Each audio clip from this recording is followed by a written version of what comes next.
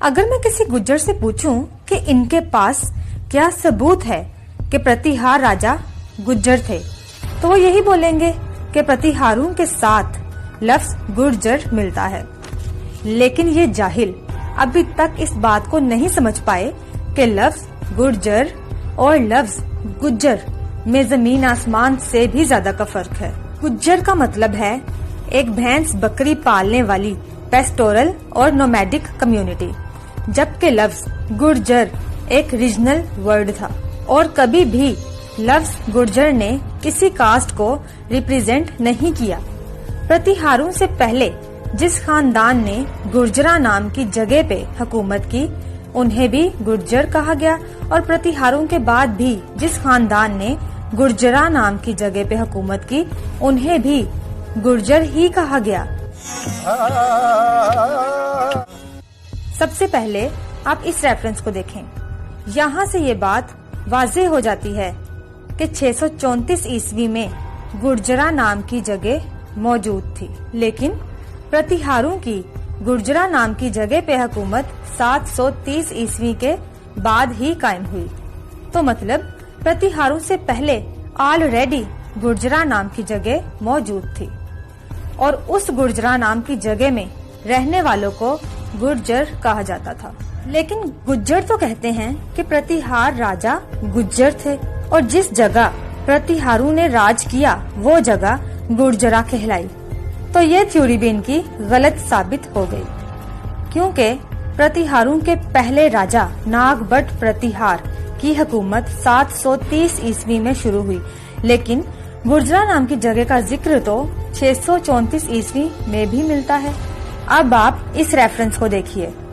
यहाँ साफ साफ लिखा हुआ है कि नागभट्ट प्रतिहार ने गुर्जरास को शिकस्त दी।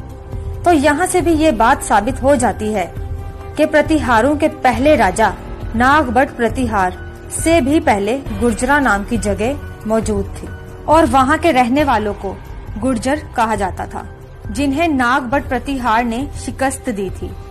और मजे की बात यह है कि अगर हम गुज्जरों की बात मान लें कि लफ्ज गुज्जर और गुर्जर एक ही चीज है, तो भी ये साबित हो जाता है कि नागभट्ट प्रतिहार खुद गुज्जर नहीं थे, क्योंकि गुर्जराज नागभट्ट प्रतिहार जी के दुश्मन थे और नागभट्ट प्रतिहार जी ने इन्हें हराया था।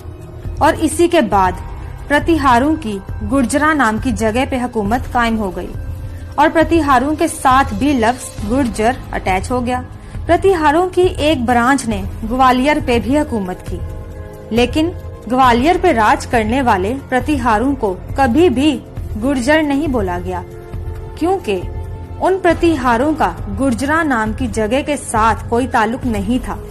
और अब आप इस रेफरेंस को देखिए। इसे पढ़ने से ये बात वाज़ेह हो जाती है कि राजा विसलदेव वगेला के साथ लफ्ज गुर्जर मिलता है, लेकिन वगेला राजपूतों की एक ब्रांच ने बघेल खंड पे भी हुकूमत की, लेकिन बघेल खंड पे हुकूमत करने वाले वगेला राजपूतों के साथ कहीं भी लफ्ज गुर्जर नहीं मिलता, क्योंकि उन वगेला राजपूतों का गुर्जरा नाम की जगह के साथ कोई ताल्लुक नहीं था।